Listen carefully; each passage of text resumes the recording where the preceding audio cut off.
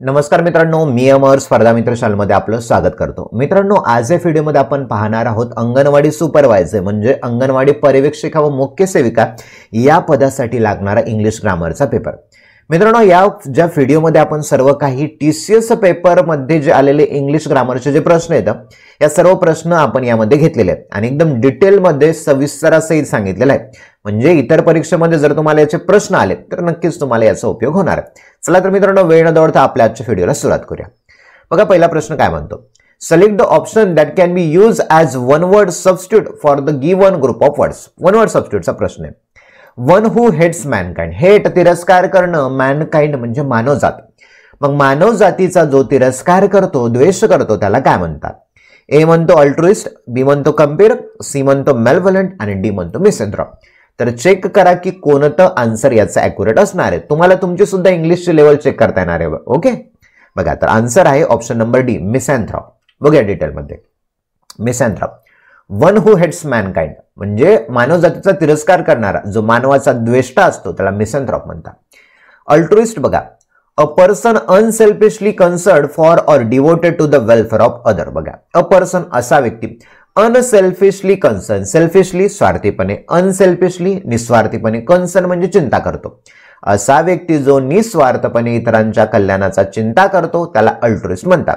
किंवा बघा, डिवोटेड समर्पण केलंय, वेलफेअर कल्याण म्हणजे इतरांच्या कल्याणाचा जो विचार करतो किंवा दुसऱ्याच्या कल्याणाचा चिंता करणारा जो असतो त्याला अल्ट्रुइस्ट असं म्हणू शकता। नंतर आलं कम्पेअर बघा, a person who entertains the audience and introduces the different performance in a show. थोडक्यात त्याला म्हणतात कार्यक्रमाचं संचलन करणारा। आता डिटेलमध्ये इंग्लिशमध्ये यासाठी सांगतोय की तुम्हाला परीक्षेमध्ये बऱ्याच वेळा शब्द म्हणतील आणि त्याचा इंग्लिशमध्ये मिनिंग सांगा म्हणतील, त्यामुळे कन्फ्यूज व्हायचं नाही डिटेलमध्ये, त्यामुळे घेतोय। भावनेनुसार लक्षात ठेवा, जेवढं त्या शब्दाला तुम्ही जोडणार ना, जेवढे काय त्याला कनेक्टर जोडणार ना, तेवढा तो लक्षात जास्त राहतो। बघा, कम्पेअर म्हणजे काय, अ पर्सन असा व्यक्ती, हू एंटरटेन द ऑडियन्स असा व्यक्ती जो ऑडियन्सचा प्रेक्षकांना एंटरटेन करतोय, त्यांचं मनोरंजन करतोय, अँड इंट्रोड्यूस ओळख करून देत आहेत a different performer in a show. त्या शो मध्ये, कार्यक्रमामध्ये जे परफॉर्मर आले ते परफॉर्मर काय करायला, त्यांचं प्रेझेंटेशन करायला, त्यांचा डान्स सादर करायला, या सादर करणाऱ्या लोकांची जो ओळख करून देतो, जो सूत्र संचालन करतो त्याला कम्पेअर असं म्हणतात। ओके, नंतर बघा, मेलव्हलंट म्हणजे having or showing desire to harm other. बघा, मेलव्हलंट म्हणजे काय, द्वेषपूर्ण। बघा ना, having or showing a desire to harm other, desire इच्छा असणं, हार्म म्हणजे इजा करणं, मग दुसऱ्यांची इजा करण्याची जो स्वतःच्या मनामध्ये इच्छा बाळगतो त्याला मेलव्हलंट असं म्हणू शकता। ओके, नंतर बघा, choose the most appropriate preposition to fill in the blank. Preposition, I need to look dash my ailing parent. बघा, I need to look dash my ailing parents, मग फर्स्ट म्हणतो ॲट, सेकंड म्हणतो to, third म्हणतो before, four म्हणतो after. आता मित्रांनो, इथे phrasal verb वापरायचे बरं। तुम्ही सांगा, तुम्ही चेक करा, तुमचं ग्रामर चेक करा कोणता आन्सर आहे। तर मित्रांनो, याचा आन्सर आहे ऑप्शन नंबर 4। आता कसं आलं मी सांगतो बघा। आता आय नीड टू म्हणजे मला गरज आहे, लुक आफ्टर, लुक आफ्टर ही फ्रेझल वर्ब आहे। याचा अर्थ बघा, take care of someone or something, take care of someone or something म्हणजे एखाद्या व्यक्तीची टेक केअर करणं, काळजी घेणं, समथिंग म्हणजे एखाद्या वस्तूचीही काळजी घेणं, त्याला तुम्ही लुक आफ्टर असं म्हणू शकता। मग I need to look after म्हणजे मला गरज आहे, मला काळजी घेण्याची गरज आहे, कुणाची? माय एलिंग पॅरेंट्स। एल म्हणजेच काय तर आजारी, माझ्या आजारी पालकांची काळजी घेण्याची माझी गरज आहे किंवा मला गरज आहे असं तो म्हणतो। ओके, चला next, select the option that correct the spelled word in the given incorrectly sentence. बघा, करेक्ट स्पेल्ड वर्ड, स्पेल तुम्हाला ॲक्युरेट स्पेलिंग जे ऑप्शन दिलेत बघा, सिलेक्ट द ऑप्शन, ऑप्शन असे दिलेत, याच्यामध्ये तुम्हाला काय करायचंय तर तुम्हाला याच्यामधून एक ॲक्युरेट स्पेलिंग असणारं सेंटेन्स फाइंड आउट करायचं। दिलेले सेंटेन्स तर दिले बघा ना, words in the given incorrectly sentence, दिलेलं सेंटेन्स हे तर इनकरेक्ट आहेच, परंतु या इनकरेक्ट सेंटेन्सचं तुम्हाला काय करायचंय, असं सेंटेन्स शोधायचंय ज्याच्यामध्ये सर्व स्पेलिंग बरोबर असतील। बघा, 50 people have been taken into police custody हे दिले, याच्यामध्ये कोणत्या स्पेलिंग आहेत बघा, व्यवस्थित वाचा। बघा, 50 people इथेच रॉंग झालं, चुकलं। दुसरं बघा, FIFF दिले, इथेच रॉंग झालं। इथे 50 दिले, इथेच रॉंग झालं। आता उरला चौथा, बघा सगळ्या स्पेलिंग, FIFTY बरोबर, पीपलची बरोबर, हॅवची बरोबर, बीनची बरोबर, टेकन बरोबर, इंटो बरोबर आहे, पोलीस बरोबर आहे, कस्टडी सुद्धा बरोबर आहे। म्हणजेच ऑप्शन नंबर 4 तुमचा आहे। इनकरेक्टचे स्पेलिंगचे भरपूर प्रश्न विचारायलेत। ओके, नेक्स्ट बघा, आता which of the following idiomatic expression which will substitute the underline part of the sentence. बघा अंडरलाइन केलेला एक पार्ट आहे तो इडियम आहे आणि त्याला सबस्टिट्यूट म्हणजे त्याला पर्याय सांगायचा म्हणजे त्याचा अर्थ स्पष्ट करणारा तुम्हाला सांगायचं. आता बघा याच्यामध्ये काय म्हणालंय त्याचा मिनिंग दिलाय आणि त्या मिनिंग दिलाय तर त्या मिनिंग असणारी मन सांगा असं म्हणतात. बघा when it comes to solving mathematical puzzle, जेव्हा जेव्हा मॅथमॅटिकलची पझल माझ्याकडे सोडवायला येतो I am deeply confuse. Okay I am deeply confuse. Deeply confuse म्हणजे काय तर एकदम खोलवर गोंधळल्यासारखं होतं होय की नाही. तर मग फर्स्ट म्हणतो ऑल ॲट सी, दुसरा म्हणतो tread on someone heels, third म्हणतो फॉर अ कन्सिडरेशन आणि चौथा म्हणतो अबोव बोर्ड. तर मित्रांनो याचा ॲक्युरेट आन्सर आपल्याकडे option number first all at sea. काय म्हणतात ऑल ॲट सी. बघा ऑल ॲट सीचा अर्थ confused or unable to decide what to do. Confuse गोंधळलेला, unable to decide what to do, unable असक्षम असणं, डिसाइड ठरवणं, व्हॉट टू डू काय करायचं हे ठरवण्यासाठी जो व्यक्ती असक्षम असतो गोंधळलेला असतो त्याला ऑल ॲट सी म्हणू शकता. नंतर बघा ट्रेड ऑन समवन्स हिल्स अर्थ होतो to follow someone closely or to persistently bother them. बघा टू फॉलो समवन क्लोजली एखाद्याला एकदम जवळून त्याला फॉलो करणं म्हणजे त्याच्या पावलावर पाऊल टाकून चालणं किंवा त्याचं सारखं अनुकरण करणे की नाही. ट्रेड ऑन समवन्स हिल म्हणजे दुसऱ्याच्या पाऊल खुणाला बघून आपण आपलं आयुष्य ठरवणं असं आपण म्हणतो. नंतर बघा फॉर अ कन्सिडरेशन. आता कन्सिडरेशनचा अर्थ होतो एखादी गोष्ट लक्षात घेणं. मग the act of thinking about something carefully एखाद्या गोष्टीचा खूप काळजीपूर्वक विचार करणं त्याला फॉर अ कन्सिडरेशन म्हणू शकतात. नंतर बघा अबोव बोर्ड लेजिटिमेट कायदेशीर, ऑनेस्ट प्रामाणिक आहे की नाही, ओपन, अबोव बोर्ड त्याला म्हणू शकता. नेक्स्ट बघा select the most appropriate synonym of the given word. समानार्थी शब्द. वर्ड दिलाय सेक्रेड, चार ऑप्शन आहेत. ए म्हणतो कन्सिक्रेटेड, बी म्हणतो सबमिसिव्ह, सी म्हणतो पॅशनेट, डी म्हणतो ॲडमंट. आता मित्रांनो सांगा कोणता आन्सर ॲक्युरेट आहे. बघा सेक्रेडचा अर्थ होतो पवित्र असणं ठीक आहे, पवित्र स्थान त्याला सेक्रेड प्लेस असं म्हणू शकता. मग पवित्रसाठी एकच समानार्थी शब्द आहे तुमच्याकडे कॉन्सिक्रेटेड. ऑप्शन नंबर 1 बघा सेक्रेड कनेक्टेड विथ गॉड और religion.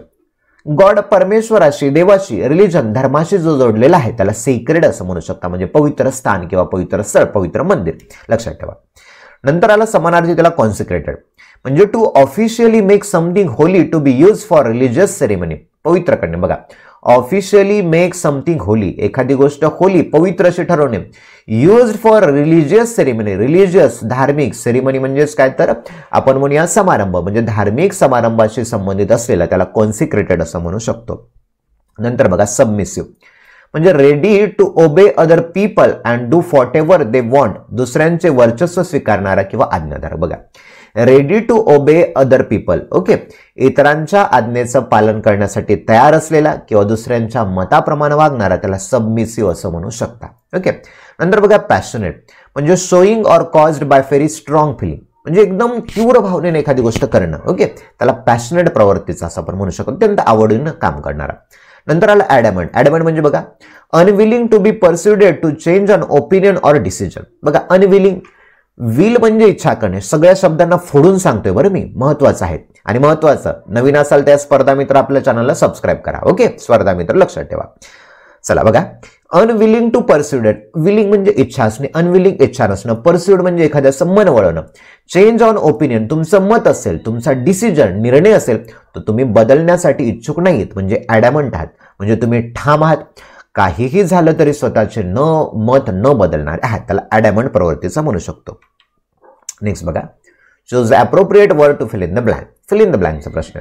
I dash dash looking for you since the morning to give the news for our principal's transfer. एक म्हणतो ॲम घ्या, सेकंड म्हणतो हॅव बीन घ्या, थर्ड म्हणतो हॅड घ्या, चौथं म्हणतो हॅव घ्या. टेन्स वरचा प्रश्न आहे. टेन्सच्या कोणत्या फॉर्म्युल्यामध्ये येतोय का बघा. ओके व्यवस्थित टेन्स सगळे पाठ करा. आपल्या चॅनल युट्यूब चॅनलवरती सगळे टेन्स डिटेलमध्ये दिलेले महत्वाचं बघा. ओके मित्रांनो accurate answer option number 2. Okay option number 2 accurate answer आहे. आता बघा इथे दिलं काय दिलंय 2 कशामुळे आला तर तुम्हाला वाटू शकतं आय हॅड लुकिंग कुठल्या टेन्समध्ये बसत नाही. हॅव लुकिंग कुठल्या टेन्समध्ये येत नाही. जर हॅव आणि हॅड असतील तर क्रियापदाचं तिसरं रूप आलं असतं. चौथ्यामध्ये प्रेझेंट परफेक्ट झाला असता subject plus have plus V3 वाला. जर पास्ट परफेक्ट असता तर subject plus had plus V3 असता. लुक ईडी पाहिजे होतं त्याला, नाही म्हणजे दुसरे कटले. आता ॲम आणि हॅव बीन. आता आय एम लुकिंग हे प्रेझेंट कंटिन्युअस दर्शवलं असतं परंतु पुढे बघा सिन्स दिलाय, सिन्स द मॉर्निंग. ओके मग सिन्स द मॉर्निंग केव्हा वापरतात? जेव्हा वापरतात प्रेझेंट परफेक्ट कंटिन्युअस टेन्स. बघू शकता subject plus have has plus been plus verb plus ING plus subject. Present perfect continuous tense असं म्हणतो की अशी घटना भूतकाळात चालू झाली, सध्या पण चालू आहे आणि आणखी किती दिवस चालू राहील सांगता येत नाही. समजा मी माझं उदाहरण, समजा मी परभणीमध्ये राहतो. ओके, मी 5 वर्षापासून परभणीमध्ये राहतो. भूतकाळात चालू झाली, आता पण परभणीमध्ये राहते आणि आणखी किती दिवस राहील सांगता येत नाही. एखादा व्यक्ती किंवा राम नावाचा व्यक्ती, त्याचं फार्मसीला ऍडमिशन आहे, आता सेकंड इयरला आहे. मग असं म्हणू शकता 2 वर्षापासून तो फार्मसी कॉलेजला शिकत आहे, 2 वर्षापासून आता पण शिकतोय आणि आणखी त्याचं 2 वर्ष फार्मसी चालणार आहे डिग्री कंप्लीट व्हायला. मग 2 वर्षापासून तो शिकत आलेला आहे. म्हणजे घटना भूतकाळात चालू झाली, आता पण चालेल आणि भविष्यकाळात चालू राहील हे सांगण्यासाठी प्रेझेंट परफेक्ट कंटिन्युअस वापरतात. मग यासाठी हा आलाय. आता वाक्याचा अर्थ बघा. I have been looking for you since morning. मी तुला सकाळपासून शोधत आलेलो आहे. बघा सकाळपासून भूतकाळात चालू झाली, आता पण शोधायलाय आणि आणखी किती वेळ शोधत राहील सांगता येत नाही. मग I have been looking for you since morning to give the news of our principal transfer. आपल्या प्राध्यापकाची किंवा आपल्या प्राचार्याची ट्रान्सफर झालेली आहे ही बातमी सांगण्यासाठी मी तुला सकाळपासून शोधत आलेलो आहे. Present perfect continuous tense. Okay, चला नेक्स्ट बघा. Which of the following is the future perfect tense. Future perfect tense तुम्हाला सांगायचं आहे. As it is a lengthy assignment I will finish it by evening. वाक्य दिलंय. ओके, आता हे वाक्य दिलंय, तुम्हाला काय करायचंय? फ्युचर परफेक्ट शोधायचं आहे. फ्युचर परफेक्टचा फॉर्म्युला आहे subject plus shall have will have plus V3. आता इथे बघा ना, सब्जेक्ट झाला आय नंतर आयाची pair shall have will have घेऊ शकता, विल हॅव घेतलं V3, फिनिशचं V3 घेतलं, नंतर direct object it. Okay, by evening या पद्धतीने. याच्यामध्ये कुठल्या याच्यात फॉर्म्युला बसायला का? पहिल्या याच्यात, दुसऱ्या याच्यात, तिसऱ्या याच्यात नाही, म्हणजे पहिलं चौथं बरोबर आहे. तुमचं ऑप्शन 4 फ्युचर परफेक्ट येतं. सगळ्या टेन्सचे फॉर्म्युले लक्षात ठेवा. ओके, नेक्स्ट बघा. सिनॉनिम विचारले, समानार्थी. वर्ड दिला तुमच्याकडे रॅन्डम. ओके, रॅन्डम दिलाय. रॅन्डम साठी 4 ऑप्शन. एक म्हणतो डेफिनेट, सेकंड म्हणतो कंटिन्युअस, थर्ड म्हणतो सिस्टमॅटिक, चौथं म्हणतो चान्स. आता रॅन्डमचा अर्थ होतो एखादी गोष्ट योगायोगानं होणं. कुठलाही विचार न करता योगायोगानं होणं. मग समानार्थी उरला ऑप्शन नंबर 4 चान्स. आपण म्हणतो ना चान्सने त्याची निवड झाली वगैरे त्या प्रकारचं. ओके, आता बघूया बाकीचे सुद्धा. डेफिनेट म्हणजे निश्चित, कंटिन्युअस म्हणजे चालू. ओके, सिस्टमॅटिक एकदम अत्यंत सिस्टमॅटिक पद्धतीने, पद्धतशीर पद्धतीने असं तुम्ही म्हणू शकता. चला नेक्स्ट बघा. Convert the following sentences from the active voice to the passive voice. Active व्हॉइसचं पॅसिव्ह मध्ये कन्वर्ट करायचं. ओके बघा. The boys took the injured man to the hospital. बघा, boys took the injured man to the hospital. Boys म्हणजे मुलाने त्या injured man, जखमी झालेल्या माणसाला हॉस्पिटलमध्ये तो घेऊन गेला. ऍक्टिव्ह व्हॉइसचं पॅसिव्ह करत असताना मित्रांनो महत्वाचे रूल आहे. काय म्हणतो बघा. पहिल्यांदा ओळखायचा टेन्स. आता दिलेत ऑप्शन तर दिलेत, तुमचं आन्सर बरोबर सुद्धा असेल, काही याच्यामध्ये दुमत नाहीये. बघू आपण कशा पद्धतीने कट करायचं, कशा पद्धतीने. सर्वात महत्वाचं बघा simple past. Subject plus V2 plus object. बघा द बॉईज झाला सब्जेक्ट, टेक्स V2 झालं टूक म्हणजे क्रियापद दुसरं आणि इंजर्ड मॅन झाला ऑब्जेक्ट. आलं का फॉर्म्युल्यामध्ये? Subject plus V2 plus object. पहिला रूल म्हणाला टेन्स ओळखा. टेन्स नंतर त्याचा पॅसिव्ह व्हॉइस मध्ये जे कन्व्हर्जन होतं त्याचा फॉर्म्युला बघा. ऍक्टिव्ह व्हॉइस जशाला तसा सिंपल पास मध्ये येतो. पॅसिव्ह मध्ये कन्व्हर्जन काय घ्यायचं? सुरुवातीला ऑब्जेक्ट, नंतर ऑब्जेक्ट नुसार सिंग्युलर असेल तर वॉज घ्या, प्लुरल असेल तर वर घ्या, आहे की नाही, अनेक वचन असेल तर वर घ्या, नंतर फर्बचा थर्ड फॉर्म घ्या, नंतर बाय घ्या आणि नंतर सब्जेक्ट घ्या. आता बघा इथे चौथ्यामध्ये द इंजर्ड मॅन आला का ऑब्जेक्ट. ओके, ऑब्जेक्ट नंतर मी वॉज घेतलं का, इंजर्ड मॅन एक असल्यामुळे आलं का इथे. फर्बचा तिसरा फॉर्म टेक टू टेकन आलं का इथे. नंतर काय घेतलाय? बाय घेतलाय. ओके, नंतर काय घेतलाय? सब्जेक्ट आलं का इथे. असा कुठल्या फॉर्म्युल्यामध्ये आहे का? पहिल्या याच्यामध्ये बघा द बॉईज आले, इथे मध्येच हॅव आले, फॉर्म्युल्यात बसायले का? नाही, म्हणजे पहिलं चुकलं. दुसरं बघा द मॅन टूक, जशाला तसं आले, वॉज आले का इथे? नाही, दुसरं चूक. तिसऱ्यामध्ये फिअर, वाक्यात कुठं तरी फिअर आहे का? नाही, म्हणजे तिसरं चूक. उरलं कुठलं? चौथं. ओके, नेक्स्ट बघा आता. Misspelled. Okay, the anti terrorist squad is investing this case. असा प्रश्न बघा काय म्हणतोय. वाक्य दिले, या वाक्यामध्ये स्पेलिंग चूक आहे, तर या 4 ऑप्शन पैकी असं वाक्य शोधायचं की ज्याची करेक्ट स्पेलिंग आहे सगळ्या शब्दांची. थोडा वेळ घ्या, बघा मी थोडंसं थांबतो. ओके, बघा व्यवस्थित बघा. बघा पहिलं अँटी टेररिस्ट स्क्वॉड चुकली. Second the anti terrorist squad is investing this case. Third anti terrorist squad is investigating the case. Okay, investigating the case. मित्रांनो ऑप्शन नंबर डी बरोबर आहे बघा. अँटी टेररिस्ट TERRORIST ही बरोबर आहे. तिसऱ्या याच्यामध्ये टेररिस्टची स्पेलिंग चुकली. इथे पण बघा TRRO डबल आर दिले, इथे चुकलंय. ओके, अँटी टेररिस्ट इथपर्यंत बरोबर आहे, ही बरोबर आहे, पण स्क्वॉडची चुकली ना, SQUAD आहे की नाही. स्क्वॉडची स्पेलिंग ही आहे SQUAD, SQUOD आहे का, नाहीये, म्हणजे ऑप्शन 4 बरोबर आहे. अर्थाचं काही घेणं देणं नाही, फक्त स्पेलिंग बरोबर असणं माहिती आहे. अर्थ पाहिजे असेल तर बघा, जे अँटी टेररिस्ट स्क्वॉड म्हणजे आतंकवाद विरोधी जो स्क्वॉड होता त्यांनी त्या केसला इन्व्हेस्टिगेट केलं, शोधत आहेत.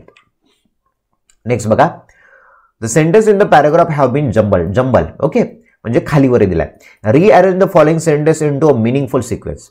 व्यवस्थित सर्व पॅराग्राफ वाचायचा आणि मग सिक्वेन्स लावायचा. आता बघा, ऑप्शन कट कसे करायचे ते पण सांगतो. बघा, science and engineering are hard to imagine without mathematics.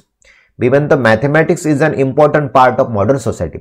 Third म्हणतो and even simple things such as calculating the cost of groceries involve mathematics. आणि डी म्हणतो so it is not strange to stop and wonder what mathematics is. बघा काय दिलं. Okay, paragraph, science and engineering are hard to imagine without mathematics. Science आणि engineering हे mathematics शिवाय कल्पना करणंच अवघड आहे. दुसरं म्हणतं mathematics is an important part of modern society. आधुनिक समाजामधला सर्वात महत्वाचा भाग कोणता आहे तर मॅथमॅटिक्स. थर्ड म्हणतो अँड इवन सिम्पल थिंग, साध्या साध्या गोष्टी सुद्धा, such as calculating the cost of ग्रोसरीची कॉस्ट कॅल्क्युलेट करणं मॅथमॅटिक्स शिवाय सोपं नाहीये किंवा मॅथमॅटिक्सला पर्याय नाही. आणि डी म्हणतो it's not strange to stop and wonder what mathematics is. मग हे विचित्र ठरणार नाही का, स्ट्रेंज म्हणजे विचित्र ठरणार नाही का की मॅथमॅटिक्स काय हे विचारणं किंवा त्याचा विचार करणं म्हणजे मॅथ शिवाय जग आहे का आपलं, नाहीये.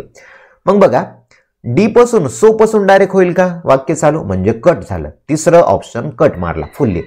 नंतर बघा सी पासून होत आहे बघा अँडच्या मागं पुढं काहीतरी लागल ना, अँड डायरेक्ट वाक्याने सुरुवात कशी होत असते का, नाही, म्हणजे सी ऑप्शन असणार, कट मारला.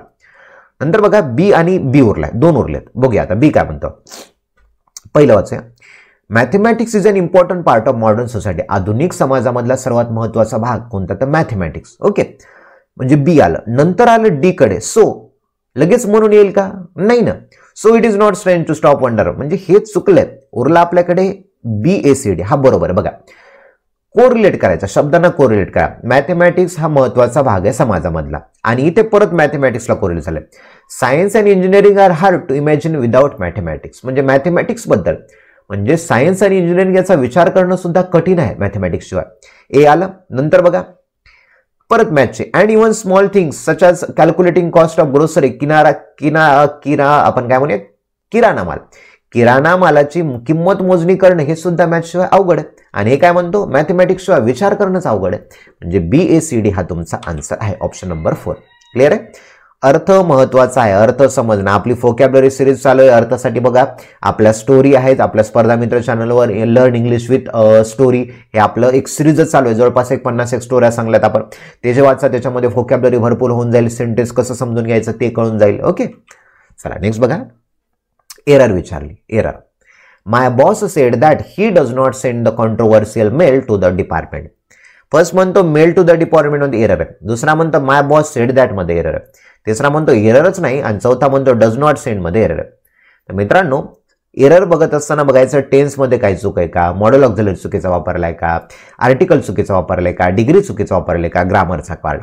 आता इथे डज नॉट सेंड इथेच फॉल्ट आहे मित्रांनो. ओके, ऑप्शन नंबर 4 आलाय. ओके, आता बघा वाक्य 4 आले. कसं बघा, तर माय बॉस सेड दॅट, माझे बॉस म्हणाले की, डायरेक्ट इंडायरेक्ट वाक्य, माझे बॉस म्हणाले की he did not send the controversial mail to the department. डिपार्टमेंटला त्यांनी कंट्रोवर्शियल म्हणजेच काय तर वादग्रस्त मेल पाठवलेला नाही.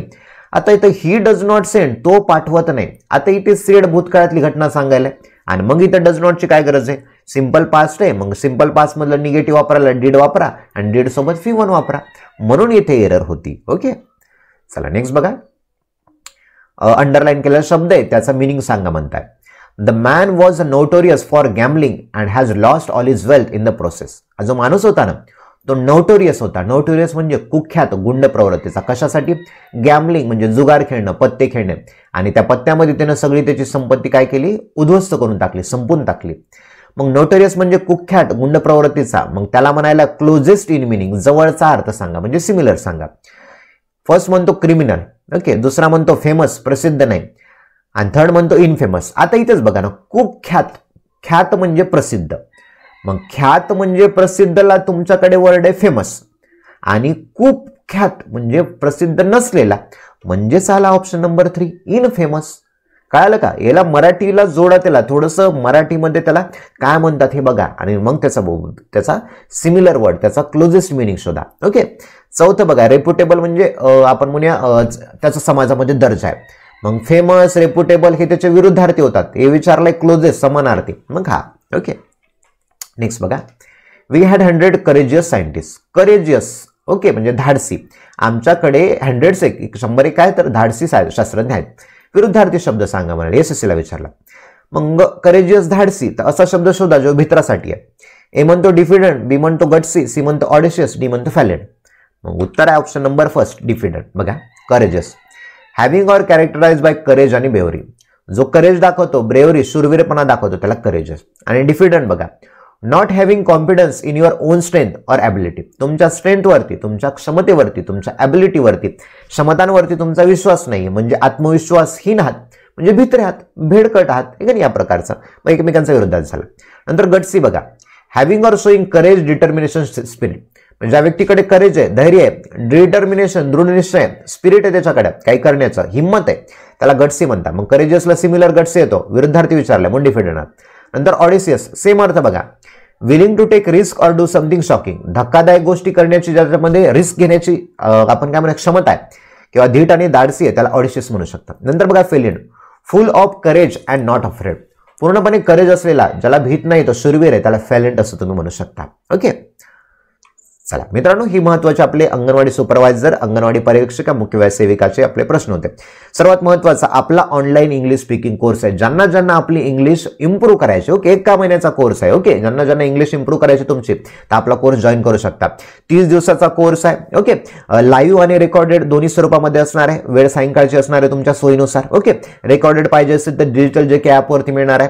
आपण या कोर्समध्ये इंग्लिश कम्युनिकेशन स्किल, बोलायचं कसं इंग्रजीमध्ये, फोकॅब्युलरी बिल्डिंग, फोकॅब्युलरी कमी असते तुमची, रोज फोकॅब्युलरी घेणार आहोत आपण क्लासमध्ये. ओके, जवळपास 100 फोकॅब्युलरी होणार तुमची पर डे मध्ये.